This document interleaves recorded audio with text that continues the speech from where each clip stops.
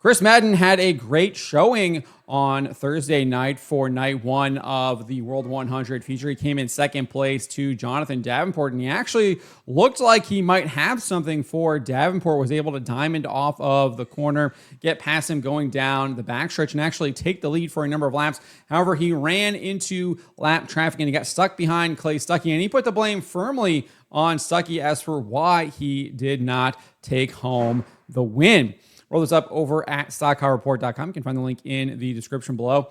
As I was saying, with 17 laps to go in the 25-lap feature, Chris Madden diamonded turns 1 and 2 and got a huge run down the backstretch and drove past Jonathan Davenport. He then gapped him by about 3 to 4 car lengths coming out of turn 4.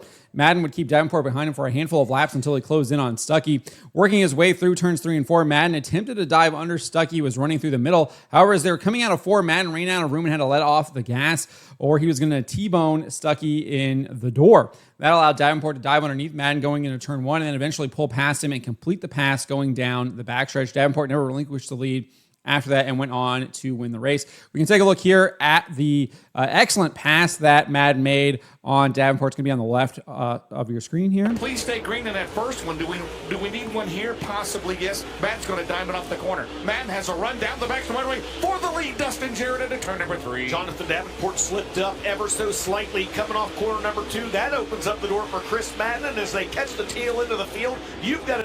So excellent pass there. And you can see he really did gap Davenport there, kind of motored past him. And I was just kind of like, whoa. And I'm sure a lot of other people were. But Davenport would kind of turn up the wick there and would maintain a gap between Madden and was obviously able to strike when Madden got held up here by Clay Stuckey going through turns 3 and 4. We can take a look at this right here. Well, they can see that video board in turn number 2. Meanwhile, Chris Ferguson's cut about a second and a half off that top 2. Wow, that was close out of turn. It's hard to tell exactly what happened there. Obviously, Madden says that Stuckey came down, but I mean, maybe he came down a little bit. It's really, really hard to tell because, I mean, you can see here there's still room on the bottom of the track there where Stuckey is, and it looks like he kind of runs that. It's just really hard to tell from the camera angle that we got. We can take a look at it again. As he's kept pace with Chris Madden here the last couple laps. So they can see that video board in turn number 2. So you can see he Stuckey is clearly through the middle of the track right there. Madden has gone to the bottom. And then obviously we get a different camera angle here. And it does look like Stuckey is kind of trying to diamond the corner a little bit too, because he kind of did, again, he went up high and then he's kind of coming down. And obviously both Madden and Davenport really closed on him. So Stuckey probably has no clue that they're there. A second and a half off that top. Yeah, it does look like he comes down right there where he's kind of trying to maybe diamond a little bit off of the corner. Obviously, Davenport tries to diamond it a little bit even further up, but I don't think that Stuckey did that on purpose or knew what was going to happen, but you can clearly see that Madden ran out of room. I think Madden might have drifted up the track a little bit here too, but he clearly ran out of room, had to get on his binders. As I said, he was going to T-bone Stuckey because Stuckey's still kind of sideways. He's about to hit him in the door here, but heads up driving by Chris Madden. But clearly that did indeed allow Davenport to get a big run on him right here. We can take a look at this, or actually we can take a look at it right here. We'll continue going. Wow, that was close out of turn 4 as they get behind the 15 of Stuckey. They go side by side into 1. Davenport trying to regain the lead, Dustin. He's going to try to throw a slider on Madden. Instead, he'll hold his line on the bottom. Madden going to battle back to the outside. So you see there, Davenport's able to clear Madden right there. Gets a really good run down the backstretch and was able to pass him. But he would actually have similar issues with Stuckey here as well. We can take a look at this. Feature could be any better than the first. A lap later. Off to a good start. As Davenport will now have to deal with the 15 of Clay Stuckey. Stuckey will... Not as bad there. I think obviously Stuckey kind of knew that they were trying to on the bottom there, and that's why he kind of came up off the track that time. I think because he realized that was going on, and then obviously gives that lane there to Davenport, who would eventually work his way around him. It was actually a crazy move. Madden almost looked like he was about to shoot the gap. But Davenport was able to beat him to it, and that kind of sealed the deal. We'll keep watching here because I think it's right on the next lap here. Line up the racetrack. Davenport back out front of Eldora with 12 to go. Davenport will slide up the track, cannot clear Stuckey. Stuckey back around him, Madden for the lead down the back straightaway. Chris Madden trying to regain the lead. He goes side to side. Look at that. Could be ground. That might have been. There it is. Madden looked like he was going to try to shoot the gap there, and Davenport kind of said, no, I'm going to do it. And it was eventually able to get past Stuckey. Madden, I think, would have to wait another lap in order to get around Stuckey, and that obviously allowed Chris Ferguson here to close in. But Davenport, obviously, with that move right there, basically solidified the win. And this is what Madden said after the race, speaking to Flow Racing. He says, we caught lap traffic there in the 15 car. You know, he went in the middle of 3 and 4. I dove to the bottom, and he came back left there pretty hard and got me pinched in the wall down there on the inside.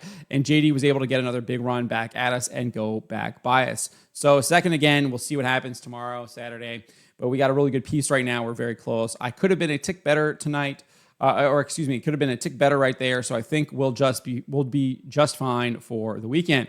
He reiterated that in an interview with dirtondirt.com, and he said this, you know, we're lapping him, Clayton Stuckey, and he wants to race with us. We got up under him and down here going into 3 and 4, and he kept coming left and about knocked me into the wall down here. We didn't touch, but if I didn't, stop, we were going to. And obviously, you could tell that Madden definitely had to get on the binders, or it was going to probably be a pretty bad wreck for Stuckey, potentially even flipping based on where Madden might have hit him in the corner, etc. So good on Madden for not kind of plowing through Stuckey there. But I do think his kind of assessment of the situation is accurate. I mean, he had trouble getting around Stuckey there, and that cost him the win, allowed Davenport to get by him. That's dirt racing. That happens. That's what one of my favorite parts about dirt racing is when they do get in lap traffic, they have to make these split-second decisions on where they're going to go, and sometimes it doesn't work, and other times you get crazy maneuvers like we saw Davenport there on going into turn 3, and just that puts you on the edge of your seat. And other times it's like what happened there with Madden just a couple laps earlier, and he has to get on the binders, and because the lap car kind of moved down in front of him, didn't know where he was. I mean, that is, I think, that's one of the reasons why I really love dirt late model racing, why I really love when they get into that lap traffic, to really see how good their cars really are, how maneuverable they are when they're kind of in that dirty air. Well, Madden put the blame on Stuckey for allowing Davenport to get by him. He was optimistic about the rest of the weekend and felt like he could improve the car, especially for tonight's World 100. He said, we're fine. We got a good race car. It's just clean air is everything here. I needed to stay off in front and not let him back by me, obviously speaking to Davenport. That 100 laps we've raced on the track when it's been just like that tonight. They did a great job to give us a good racetrack. We'll tweak on it a little bit and see if we can get a little better. The good part, I'm not 100% and getting beat. I feel like we can pick up a little bit. I feel confident that Saturday we'll have something to race with. Madden had an up and down night on Friday night. He qualified second in Group B behind Corey Hedgecock, but in his heat race, he finished 7th after starting in 6th, so dropped a spot, but was still obviously able to advance into the feature. But he put him in a 20th starting position, but he was able to rally 10 positions and finish in 10th. He actually was the hard charger for the night, got that a top 10 finish there, finishing in 10th. With that 10th place finish, and then obviously second place finish and the qualifying and everything, he will start in 5th in the 4th heat following the 6-car invert for tonight's World 100 heat. So obviously, Nick Hoffman spun the wheel, came to a 6, and they inverted 6 cars. And so Madden will start in 4th. He will be up against Garrett Smith, Tyler Erb, Michael Chilton, Jason Jameson, Corey Hedgecock, Kyle Strickler, Dalton Cook, Will Harrington, Todd Morrow, Dustin Nobby, Stephen Roberts, Brendan Smith, Kay Lowdy, Evan Kohler, Donnie Jeschke, and Michael Page.